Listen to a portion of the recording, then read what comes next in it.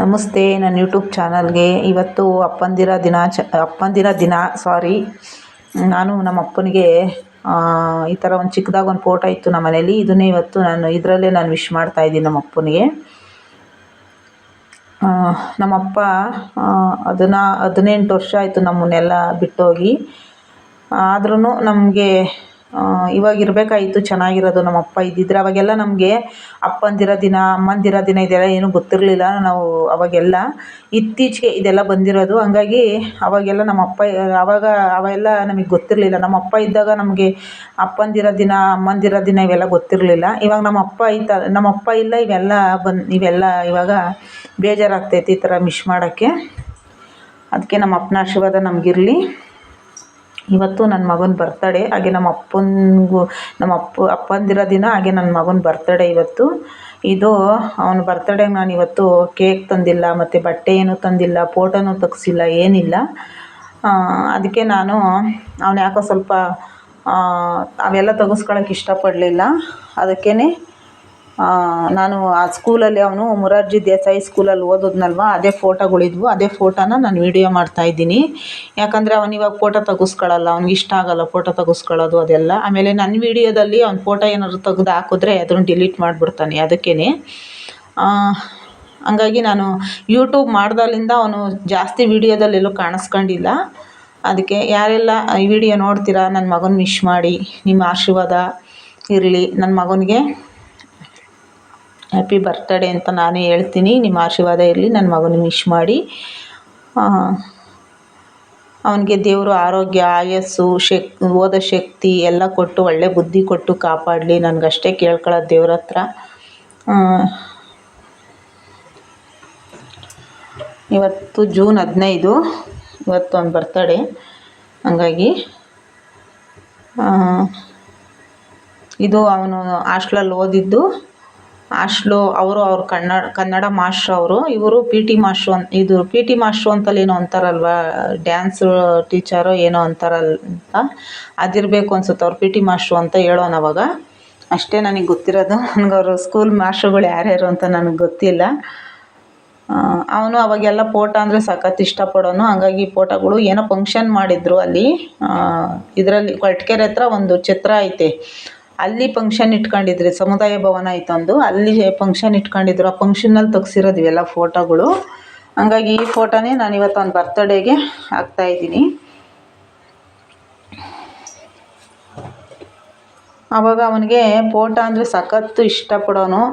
ಆಮೇಲೆ ಮೊಬೈಲ್ ಸಿಕ್ಕಿದ್ರೆ ಸಾಕು ಫೋಟೋ ತಗೊಳಕ್ಕೆ ಕೊಡೋಗೋನು. ಇವಾಗ ಫೋಟೋ ಅಂದ್ರೇ ಒಂಥರ ಬೇಜಾರು ಮಾಡ್ಕೊತಾನೆ. ಇವಾಗ ದೊಡ್ಡವನಾದ್ನಲ್ವ, ಆವಾಗ 9ನೇ ಕ್ಲಾಸ್ ಹುಡುಗ. ಈ ಫೋಟೋ ತೆಗೆಸ್ಕೊಂಡಾಗ 9ನೇ ಕ್ಲಾಸ್ ಅವನು. ಈಗ ದೊಡ್ಡವನಾಗವನಲ್ವ, ಹಂಗಾಗಿ ನಾಚಿಕೊಂತಾನೆ. ಸ್ವಲ್ಪ ಫೋಟೋಗಳೆಲ್ಲ ಬೇಡ ಅಂತ ಇದು ಮಾಡ್ತಾನೆ. ಅವಾಗ ಎಷ್ಟು ಸಣ್ಣ ಇದ್ದ ಅಂದರೆ ಸಖತ್ತು ಸಣ್ಣ ಇದ್ದ ನನ್ನ ಮಗ ಅಂತ ನನಗೆ ಗುರ್ಸಿಡಿಯೋಕ್ಕಾಗ್ತಾಯಿರಲಿಲ್ಲ. ಹಾಸ್ಟ್ಲಲ್ಲಿ ಹಾಕಿದಾಗ ಅಷ್ಟು ಒಂದು ಸಣ್ಣ ಇದ್ದ ಅವನು. ಅಂದರೆ ಈ ಸ್ಕೂಲ್ ಬಗ್ಗೆ ನಾನು ಹೇಳಬೇಕು. ಈ ಸ್ಕೂಲಲ್ಲಿ ಯಾವ ಮಕ್ಕಳು ಅಂದರೆ ಬಡವ್ರಿಗೆ ಒಳ್ಳೆ ಸ್ಕೂಲು. ಮೊರಾರ್ಜಿ ದೇಸಾಯಿ ಸ್ಕೂಲು ತುಂಬ ಅಂದರೆ ತುಂಬ ಒಳ್ಳೆಯದು. ಆಮೇಲೆ ಅಂಬೇಡ್ಕರ್ ವಸತಿ ಶಾಲೆ, ಇದು ಇಲ್ಲಿ ಎಲ್ಲ ಥರದ್ದು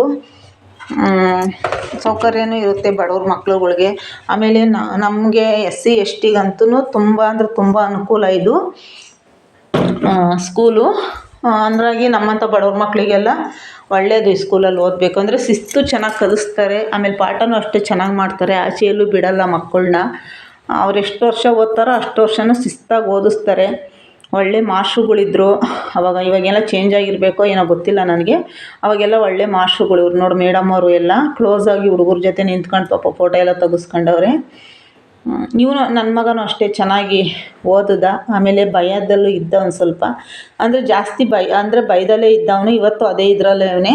ಅಲ್ಲಿ ಹಾಸ್ಟ್ಲಲ್ಲಿ ಯಾವ ಥರ ಇದ್ನೋ ಇಲ್ಲೂ ಹಂಗೆ ಅವನು ಇವಾಗ್ಲೂ.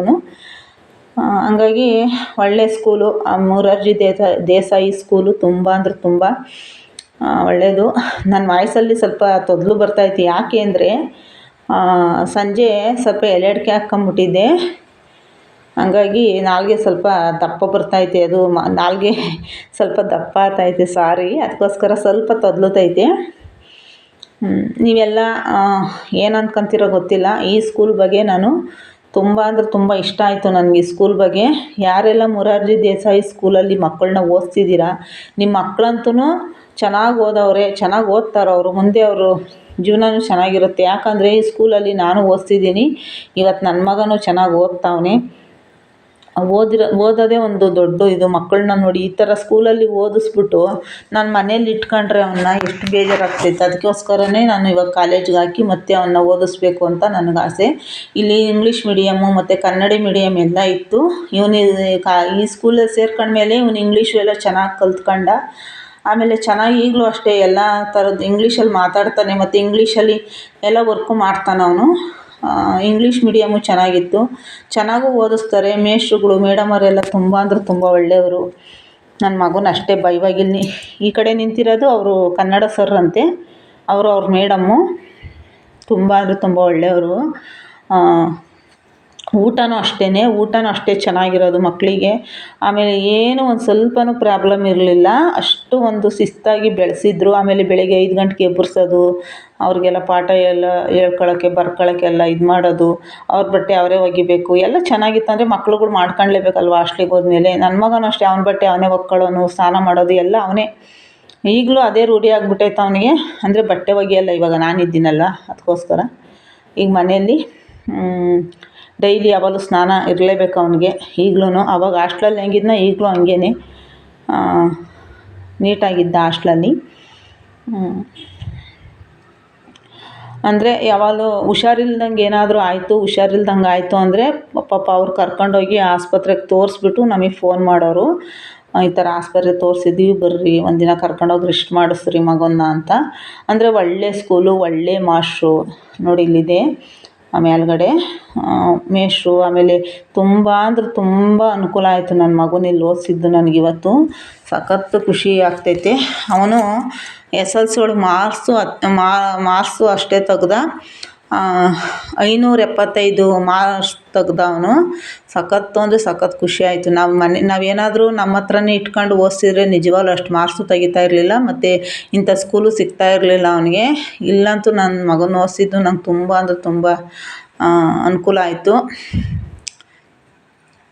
ಅವನು ಮಾರ್ಕ್ಸ್ಗಳು ನೋಡಿದ ತಕ್ಷಣ ಅಷ್ಟು ಒಂದು ಖುಷಿ ಪಟ್ಬಿಟ್ಟೆ ನಾನು. ಇಷ್ಟು ಅಂದರೆ ಅಷ್ಟೇ ಭಯವಾಗಿ ಓದಿಸವ್ರೆ ಪಾಪ ಅವರು. ಅವನು ಎದ್ದು ಓದವನೇ, ಅವನು ಅಷ್ಟೇ 5 ಗಂಟೆಗೆ ಎದ್ದು ಓದೋದು ಎಲ್ಲ ಮಾಡವನೆ, ಕಷ್ಟಪಟ್ಟವನೆ. ಅಂದರೆ ಆಮೇಲೆ ಒಂದು ದಿವಸ ರಜೆ ಸಿಕ್ಬಿಟ್ರೆ ಮತ್ತೆ ಅವನು ಇಲ್ಲಿ ಇರ್ತಿರ್ಲಿಲ್ಲ ಜಾಸ್ತಿ. ಯಾವಾಗನ 3 ದಿವಸ 4 ದಿವಸ ರಜೆ ಇದ್ದರೆ ಮಾತ್ರ ಅವನು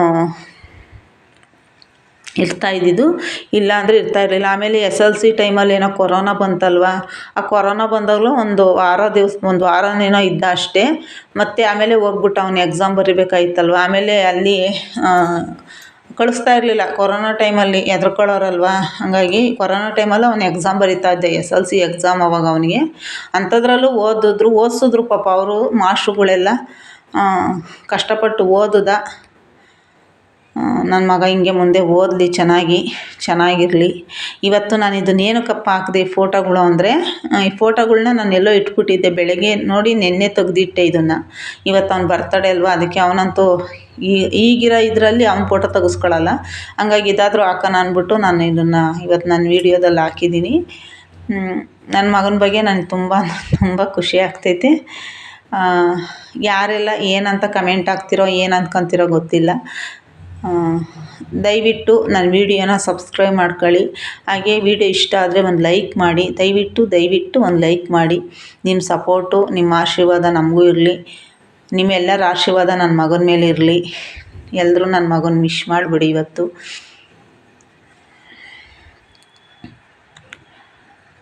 ನಾನೇನು ಅದ್ದೂರಿಯಾಗೇನೋ ಬರ್ತಡೇ ಯಾವತ್ತೂ ಅದ್ದೂರಿಯಾಗಿ ಮಾಡಿಲ್ಲ. ಇಷ್ಟೇ ಕೇಕ್ ಅಂತೂ ವೀಡಿಯೋ ಇರೋದ್ರಿಂದ ಅಂತಲ್ಲ, ಫಸ್ಟ್ಲಿಂದ ನಾನು ಯೂಟ್ಯೂಬ್ ಮಾಡ್ದೆ ಫಸ್ಟಿಂದಲೂ ಅವ್ನಿಗೆ ಯಾವತ್ತೂ ನಾವು ಕೇಕ್ ತಂದೆಲ್ಲ ಕಟ್ ಮಾಡಿ ಎಲ್ಲ ಏನೂ ಸೆಲೆಬ್ರೇಷನ್ ಮಾಡಿಲ್ಲ. ಸಿಂಪಲಾಗಿ ಅಷ್ಟೇ. ಬಟ್ಟೆನೂ ಒಂದೊಂದು ವರ್ಷ ಬಟ್ಟೆನೂ ಸಹ ಕೊಡಿಸಿಲ್ಲ ನಾನು. ಅಷ್ಟು ಒಂದು